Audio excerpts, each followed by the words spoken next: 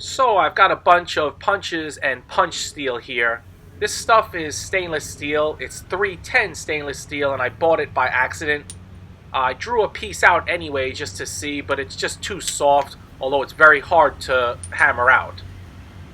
I hammered out this punch, but it's useless for this purpose, and I've since purchased 420 stainless steel, which is hardenable, and so I've got that in the works. If anybody can use a piece of 310 stainless steel, let me know.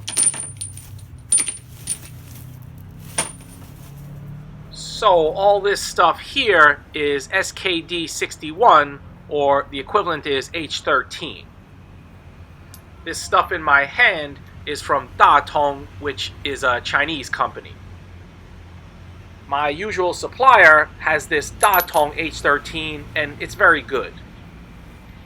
I recently went to a different supplier and I got this stuff that I'm holding here, and it's supposed to be H13, but it's definitely not. I've tried it every which way and it's as soft as pure iron. The boss refused to admit that it's not H13, and he wasn't being dishonest, I think, he just wasn't clear, and subsequently I purchased this from him, which is H13 from Japan, and it's very old. It's actually made from Hitachi, which no longer manufactures this type of steel. Or at least we can't get it anymore here. When I remove that very red rust, it has this very consistent orange peel kind of look that I found on other Japanese steels, and I think that might be a sign of consistency. I've got a limited amount of this Hitachi stuff, so if anyone is wanting any punches, handle punches, or maybe loose, let me know. Although he wouldn't admit fault from my prior purchase, the boss did give me a deal on this black stuff here, which is also manufactured in Japan. It's H13, but it's different in that it's hot rolled. He mentioned the company's name, but I can't remember what that is. However, I found this steel to also be very good. So today I'm going to fool around and make something from this fake H13. But first I want to do a simple spark test on three kinds. On the Tongs, the Hitachi, and on the mystery steel. These pieces are all as purchased, meaning they're annealed. When I complained, the boss used a spark test to verify that it's H13, but this really is just an approximation.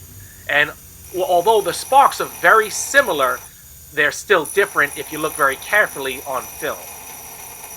So the Tongs and the Hitachi are almost indistinguishable. This creates many more sparks and branches much more.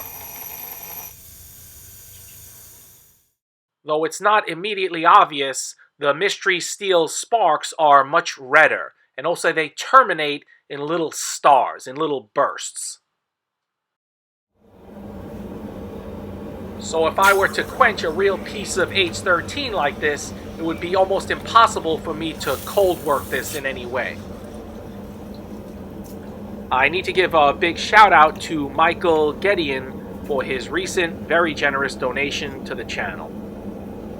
And during this holiday season, I want to give a quick thanks to all my recurring PayPal and Patreon supporters.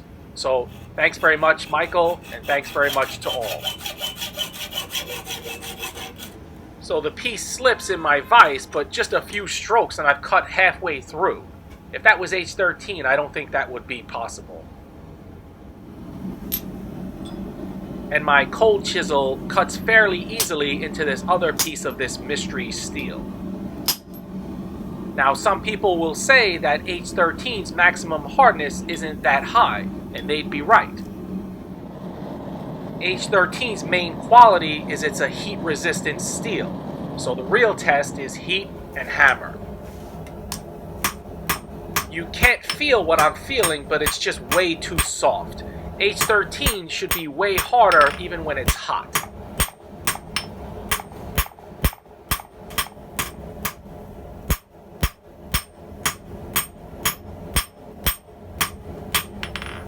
I shouldn't be able to draw out a piece of 3/4 inch H13 steel this quickly.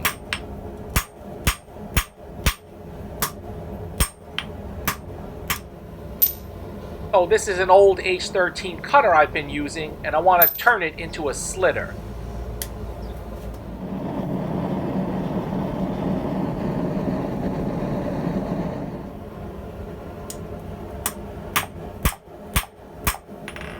Again, you can't feel what I'm feeling, but wow, this is just way, way harder.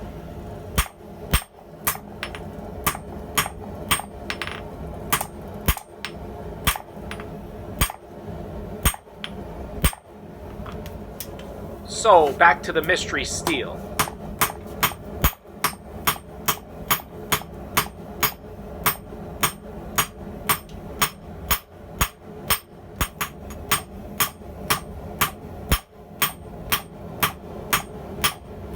This stuff is a pleasure to hammer on. It reminds me a lot of real wrought iron.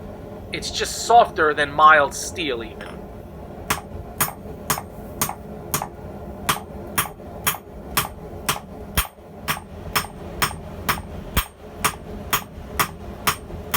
So I've got to get some use out of the mystery steel pieces, and so I'll turn this piece here into a bottle opener that I can give as a gift.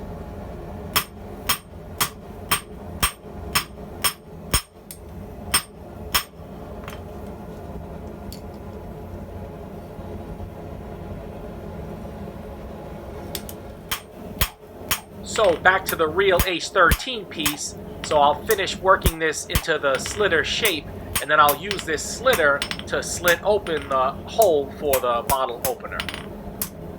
Yes, my videos have some rhyme and some reason. It's not just all monkeying around.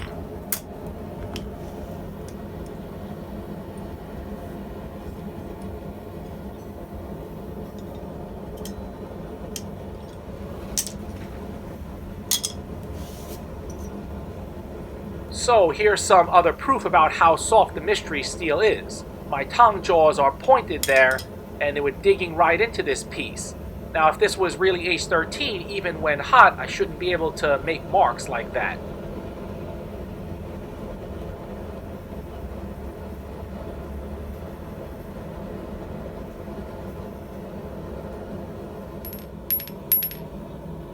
Here's my finished slitter.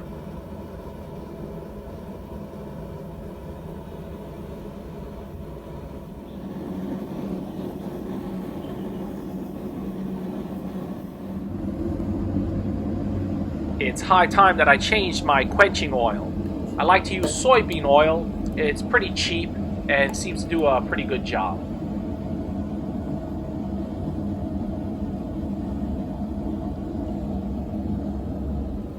That oil that I changed is about a week old here, hence why it's a bit darker in color.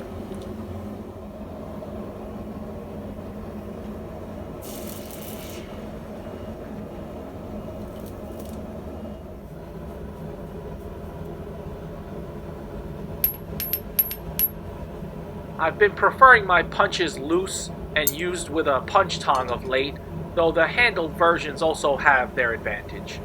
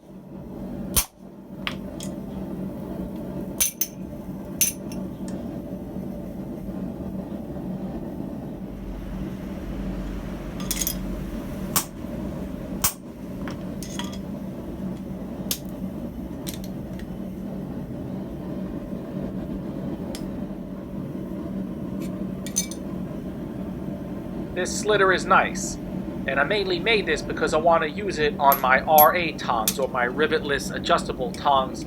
So look out, I'm probably going to make a new video of one of these tongs coming soon. This drift is just mild steel, and sorry for getting my hand in the way here. It's not a GS Tongs video without some sort of foible.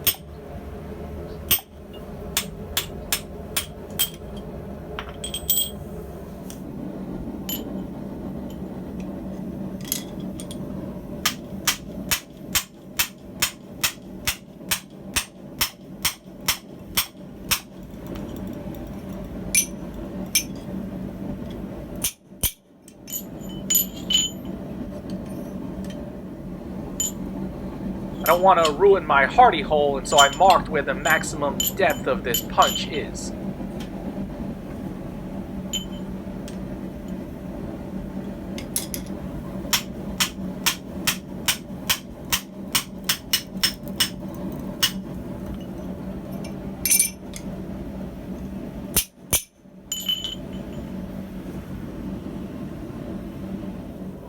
The hole is still not wide enough, and so I've got to make something up on the fly.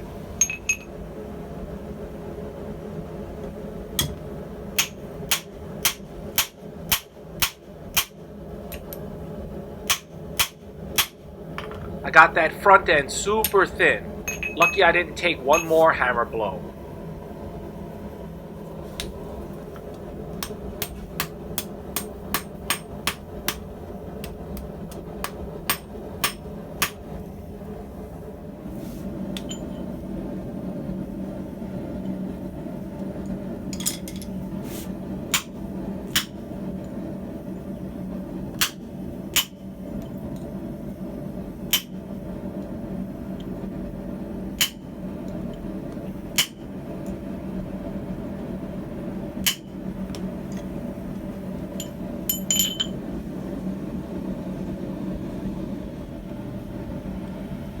I push the catch down just a little bit so it'll work better.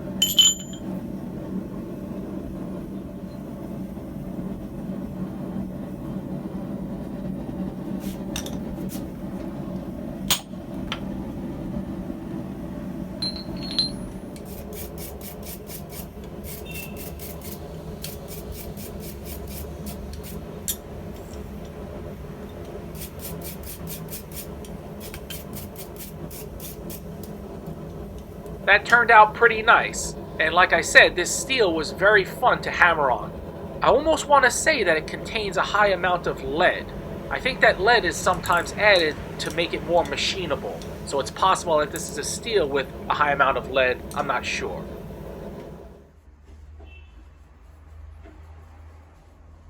Well, I can't drink much anymore, and this is a lambic beer, so it's very low alcohol, pretty much just like fruit juice. Without any other work, without any filing or grinding, it just works perfect. That's my favorite kind of project. Bud Light, step aside. Here I am drinking a pink beer.